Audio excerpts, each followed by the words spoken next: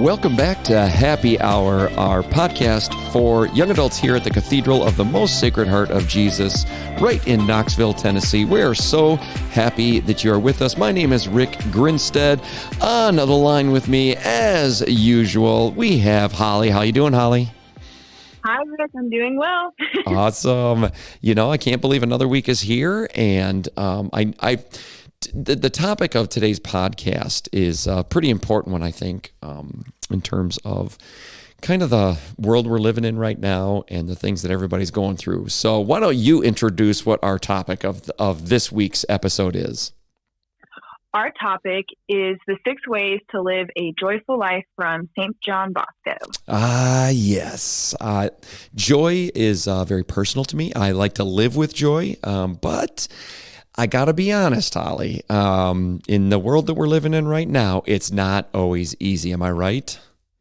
You are correct. It is not easy in this day and age to always live with joy, with so many things just happening all around us. Yeah. I don't know what it is, because throughout human history, we've had good times, bad times, and people have endured, but just seems... And I guess, granted, I haven't personally lived in all those eras, but it seems very difficult to find true, authentic joy in people today. So we're going to throw it back to a time when one of our great saints, Saint John Bosco, lived, and he was a man full of joy, loved working with youth, loved just really honoring the Lord and being grateful for all that he had. And so we're going to look at the 6 different ways that he recommends, right, for a joy-filled life. And I got to be honest with you, a couple of them I would absolutely guess, no problem. I'm sure anybody listening would probably guess a couple of them. However, there are a couple others on here that people are going to maybe scratch their heads at and wonder, wow, isn't that countercultural? And I'm going to say, yeah, a lot of these are countercultural, and that's the point, right? Right. Absolutely. Some of these are maybe a difficult pill to swallow for some, but I feel like they're definitely absolutely necessary in order to live that joyful and joy-filled life. Yeah, and you know, when you look at them, when we talk about them here, and when you look at them, you're just like, oh, yeah, you know what? That probably does make a lot of sense when you think about it.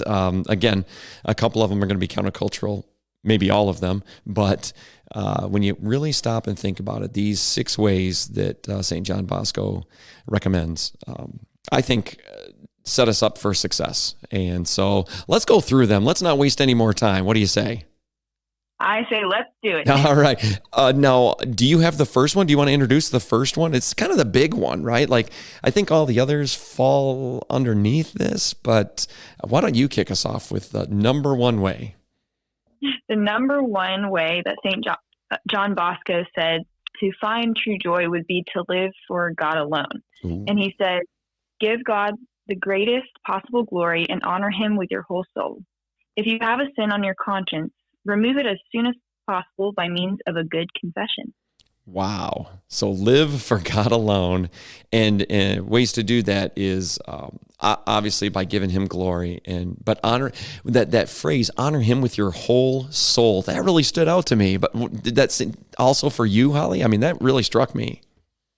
It did for me as well. And something that was just interesting about that is like the last thing he said is by means of a good confession, which I was like, wow, that's interesting that he included that in the number 1, his number 1 point that all the other categories fall under, which I thought was really interesting. Yeah. I think that idea of reconciliation, forgiveness, obviously, but this goal, it's hard to live for God alone when you're separated from him, right? I mean, that makes sense. Exactly. So making a good confession, I think St. John Bosco is definitely, again, he was a man that lived with joy, so he understands it, he gets it, and that was the number 1 rule for his life. Now I'm going to, anything else you want to say on rule number 1? To me, it's very straightforward, but I love the whole soul. Anything else you want to say on number 1? I think I agree. It's very straightforward. I think it's a very sacrificial statement, as some of the rest of these are, I would say. But it just truly means to just live for God's glory and just to live for him with your whole heart and just, I guess, pursue that intention with like the best of your possible, your will. Yeah, for sure. And this number one, it's going to set the tone for the other 5 that are coming. You're right. I mean, you're going to see how sacrificial each of these are. But we're gonna move on from number 1, which was live for God alone. So if you keep notes on this podcast, God bless you. If you're keeping notes, write down number 1 is live for God alone. All right, number 2. I'll introduce number 2. It's be a servant. Right? And he says, never offend anyone. Above all, be willing to serve others. Be more demanding of yourself than of others. Wow. Those first 3 words are a little difficult, though. Never offend anyone. That's a little hard. Interesting. Yes. With that can be a hard thing to do because sometimes you just don't know, I guess, what you're about to say will offend someone, but I guess it means always be careful with your words. And just be wise, maybe with the company you're in, or just to just be conscious. I can't say that word. Conscious. Cautious. Cautious. Oh, that's what I meant to say. Cautious of how your words will affect others. Oh yeah. For sure. It's hard because I see the words never offend anyone. And, that's tough because when we speak truth, Jesus offended people, right? Like you think of the Pharisees and the Sadducees and, he'd call them hypocrites. He would offend them. And yet, Saint John Bosco opens up with never offend anyone. Above all, be willing to serve others. So when I see that never offend anyone, it seems to me, because of how he clarifies that even a bit more, is really serve. It's about making sure that others' needs come before your own. Now, that doesn't mean that you're not going to upset them at times because, quite frankly, people, I'm including myself in this statement, we don't know what's best for us at all times. We don't even know what we want at all times. And other people can and do know that stuff. If I'm walking along and I don't know that the bridge is ending, I'm walking on a bridge, I don't know that it's ending, I'm paying attention to my phone or whatever, somebody sees me walking and shouts at me, hey, stop walking, don't go to that. I might get offended at that, but yet they're seeing something that's in my life that's hurtful, going to be hurtful, and they're stopping me from doing that. I think that is what he was cluing in on, that by not offending people, it's by putting others first before yourself. It's wanting the best for them. Their needs come before your own. Sometimes that means loving them by telling them what's good for them, not what they want to hear, but what's good for them. So really, by not offending them, it's not necessarily that I'm never going to make them mad or I'm never going to upset them. It's that we love them so much we're putting their needs before our own, right? And and sometimes that makes us uncomfortable because we don't always like to tell people the truth and what's good for them. I know sometimes I would much rather just, say what people want to hear and let them feel good. But the Lord is calling us to something deeper, so that be a servant. Wow. He ends that with be more demanding of yourself than of others. How do you feel about that, Holly? That's what stood out to me with this point, because it's almost like we're supposed to be constantly challenging ourselves to just live more virtuously in our lives. And I really thought that was very impactful. Yeah, for sure. Gosh, that be more demanding of yourself than of others.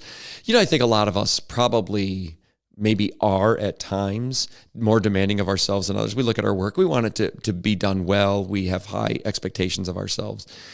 But sometimes I think that we also have way too high expectations of other people. And boy, does that play a part in our disappointment and our anger with others. I think in this idea of living joyfully when he mentions this, be more demanding of yourself than of others. How many times can you think of, Holly, in your life where you've been upset at somebody because they didn't live up to your expectations, right? Like, That happens a lot. yeah. That can happen a lot. Yes. I think, and shame on me when I do it, because sometimes I just put these unreal expectations on people. Sometimes, I don't know if you've ever done this to people, but I expect them to just read my mind. You can't always control the outcomes with other people, and Right. it's a sure way if you're expecting them, if you're holding them to such a high expectation that's maybe unattainable, it's a sure way to like decrease the amount of joy that you have as well, because you're going to become so frustrated with others. Oh my gosh, yes. And again, how many times have I expected somebody to do something, they didn't do it, but yet first of all, I never verbalized it. It was in my mind. So unless you're a mind reader, you're never going to know. So this idea of having higher expectations on others than yourself is a little ridiculous, yet I'm as guilty as anybody. So when I get upset with others, I got to remember, if I want to live with joy, the number one step is, again, live for God alone. That was number one. Number two was be a servant to others, which includes putting their needs above your own. So now we are on to number three. We're going to be halfway through this list. Holly, why don't you give us number three?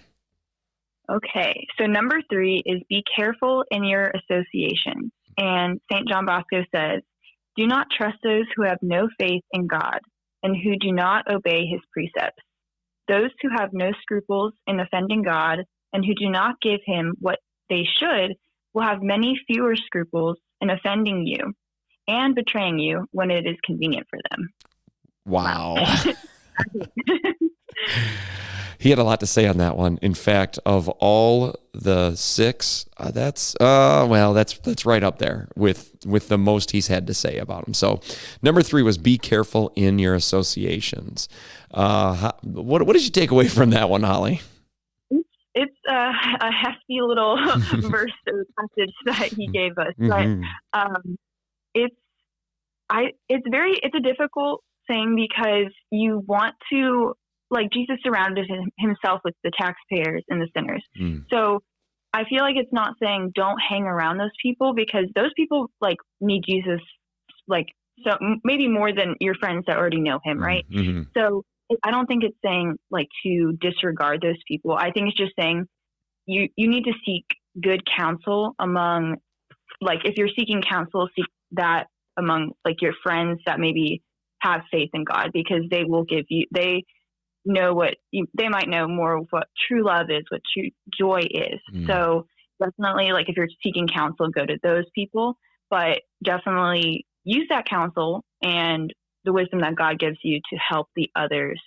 But I don't think it's saying necessary. It sounds, at first, it's not like don't hang out with those people at all. It almost comes across that way to me, but Definitely. I remember somebody once told me a long time ago, they said, tell me who your friends are and I'll tell you who you are. And that always stuck with me. And that is what Saint John Bosco is echoing here, right? Like, when he says associations, right, he means your closest, your tight knit, the people that form you. You're absolutely correct on that. But it doesn't mean, like you said, it doesn't mean not associating with other people, not, putting them away from you to where you never talk to them or influence their lives. But it is about them not influencing your life. So when he says be careful, really it's talking to the core of who shapes and forms you. I think back to throughout my life, different groups that I've hung out with. And it's so true. Whoever I'm hanging out with, you tend to be more like them, right? It's this weird chameleon thing that we have where we want to just be like the people that we're around. So if you're associating yourself with people who go to church, who read their scriptures, who are trying to live a joy-filled life, guess what? You're going to become more like just naturally because you want to be like them. It's those people. However, the converse is also true. So if you're going to hang around people that are doing some not so great things, it's going to lead down that road of temptation and sin. They're going to lead you down the road of not so great things. So very wise words of wisdom here from Bosco, who, again, this is all about living with joy. And when we sin, right, when when we are doing things that are wrong in our lives, we're not joy-filled people. There's something about us that changes when we know we're doing something incorrect, when something's not meshing. And it definitely does not bring out joy. It's quite the opposite. So, number 1, live for God alone. If you're keeping notes. Number 2, be a servant. Number 3, be careful in your associations. And here we go with number 4. This one might be the hardest pill to swallow. Maybe the next, well, I don't know. This one's pretty tough is what I'm going to say, I guess. Number 4 is spend carefully. He says, if you do not wish to be ruined, never spend more than you earn. You should bear this in mind and always measure your true possibilities accurately. Well, that doesn't sound like living in America, does it? Not at all. There's always like, spend, get what you want, spend your money, earn your money, Yeah. I think we talked about this last week, didn't we? Exactly. So if anyone is listening, we did a podcast the other week about God and money. So if you're interested in this topic even more, make sure to go check that out. That's right. I think that was episode 7. I could be mistaken, but it definitely was last week. It's titled God and Money. And it was an awesome way to look at what our responsibilities are as Christians with our finances. And here Bosco echoes it, right? Like spend carefully. I love that first phrase. If you do not wish to be ruined, never spend more than you earn. This is such a practical piece of advice. I got to be honest, right? If there are CPAs out there or anybody in accounting that are listening, you know this to be true. Like, don't live beyond your means. It's impossible to pay back what you don't have. It seems like simple advice, yet I watch TV commercials and all these things tell me that my life is going to be so much better if I buy their product. So I need to have their product, right? That's what's going to make me joy-filled and happy and content and fulfilled, right? So if I keep buying all these products, I'm probably not going to be living within my means. And ultimately, Bosco says, it will ruin you. Now, I'm going to ask you a question, Holly. I'm certain I already know the answer. I know the answer for myself, but have you ever spent money frivolously on something that just didn't matter or that you didn't need? Yes. That tends to happen a lot. And I feel like in college, there are always like different things that, people are pushing you to do, or like, let's go do this and then go to this restaurant. And you have to just take a breath and realize that like, maybe you can't do everything that everyone else is doing. And the reason being is because obviously you may not have like an income in college, but you can sort of go off and spend all that money and then realize that you have nothing and then you're going to, continue living on the ramen noodles, right? Yeah. But spending carefully, I guess in my state of life, is very important. Because I don't know, you don't have that, like I said, you don't have an income necessarily coming in. You could be working, or you might not be, but it sort of reminds me also of credit cards, because you don't really know how much you're spending necessarily if you're not keeping track, and if you keep swiping the credit card. So, and it's not going to bring you true joy the more things you get. You're going to realize that it doesn't fill you, and you keep wanting that more and more and more, but you realize that it doesn't fill you with the joy that you're expecting ultimately as well. There's a theme going throughout all 6 of these, and I'll share that theme at the end. But if you're paying attention, it started one way, it's secondary way, and then there's a third way that really Bosco is honing in on here. But I promise you this: if Bosco were alive today, he would not have a credit card. I think I can safely say he would shy away from that. He might have a debit card, right? But I don't think he would be using a credit card. He would live within his means, as he did, which is one of the reasons why he's so joy-filled. All right, moving on to number 5. So let's recap. Again, live for God alone, be a servant, be careful in your associations, spend carefully. Holly, what is number 5? And number 5 is be humble. Ooh. And he says, be humble, speak little of yourself, and never praise yourself before anyone. He who praises himself, even if he has real merit, risks losing the good opinion of others. He who seeks only praise and honors is sure to have an empty head fed only by the wind, will have no peace of soul, and will be unreliable in his undertakings. Shots fired. That's so good. That is wonderful. I Wow. think that definitely speaks to me. Just knowing, I feel like one of the most difficult sins that I think maybe we could all say that we all struggle with, and definitely for me, is pride. Mm. And the opposite of pride is humility. So that's what I think Saint John Bosco is speaking about, because we, we always want to be the best and we want to prove ourselves to others, but it's not like a necessity when you're trying to find joy. Like Yeah. you have, if you're humble and you can be proud of yourself and but not prideful, because there's a thin margin between those two. Mm-hmm. But just not necessarily being open with it will sort of help you with being humble, I think, Yeah. for the most part. I would agree 100%. And I think that times in my life where I really experience joy isn't when I'm patting myself on the back. It's actually when I'm patting others on the back, right? To dish out that compliment that puts a smile on someone's face. When you recognize the true gifts and good that are in somebody else, when you tell them that, there's this, it's almost like time stands still, and it's this otherworldly moment, because it doesn't really happen often. We don't genuinely go out and tell people the good that we see in them. And when it happens, it transforms the moment. Whereas the opposite of that, where we pat ourselves on the back, I mean, we all know that person that just likes to one up everybody, right? And oh, you tell this story. Well, let me tell you this. I'll show you how good my life is, or I'll show you how good I can do this, or da da da da da. And I got to be honest, those people are not very attractive people. They're not people that you really like hanging around for a very long period of time. So when this says, "He who seeks only praise and honors is sure to have an empty head fed only by wind," I thought, wow, okay, I think he's speaking to me at some at some moments too.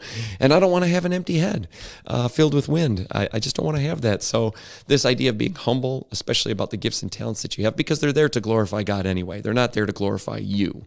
So taking this advice and understanding that we put ourselves last, right? And again, that's going to fall within this theme that I've been noticing throughout the 6, and that brings us to number 6, right? The last one. So recap one more time. Live for God alone, be a servant, be careful in your associations, spend carefully, be humble, and finally, carry your cross. This is what Bosco says. Carry your cross on your back and take it as it comes, small or large, whether from friends or enemies, and of whatever wood it be made. The most intelligent and happiest of men is he who, knowing that he is doomed to carry the cross throughout life, willingly and resignedly accepts the one God sends him. This is incredible, right? This is one of those moments where I listen to this piece of advice about carrying your cross, and it's like a punch in the gut. Right? Carry your cross on your back and take it as it comes, small or large, whether from friends or enemies, and of whatever wood it be made. We're all given kind of a cross to bear. We all have something that we're going to struggle with for our entire lives. And he mentions this when he says, the most intelligent and happiest of men is he who, knowing that he is doomed to carry the cross throughout life, right? That there are just certain things we're going to struggle with more than others. That's why he forms that phrase of, it doesn't matter what kind of wood it's made of, whether it comes from your friends or enemies. Every one of us has a different cross to bear. The smart person is the one that knows that ahead of time and says, okay, I'm going to struggle with this my whole life, okay? And I'm okay with it. and I'm throughout this carrying of the cross, I know it's a burden. I know it's going to be mine, yet I will carry it, and I will do my best with it. That's a tough one, though, isn't it, Holly? To know that you're going to have to carry a cross your whole life. Right. At first, it seems a little like a negative, almost connotation to it. But I think that he's saying that if we look through it with the lens of positivity and with joy, that if we gladly accept the cross and try to live in our best attempts as Jesus did, he so lovingly and willingly accepted the nails in his hands and his feet.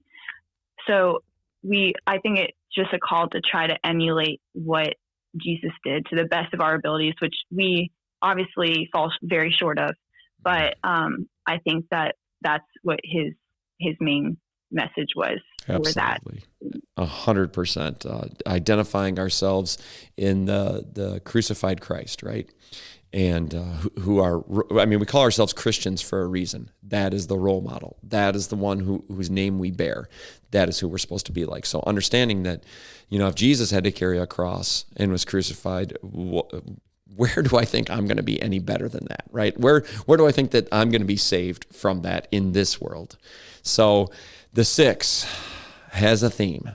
I think I figured out the theme. Holly, you ready for my revelation? I want to know your revelation.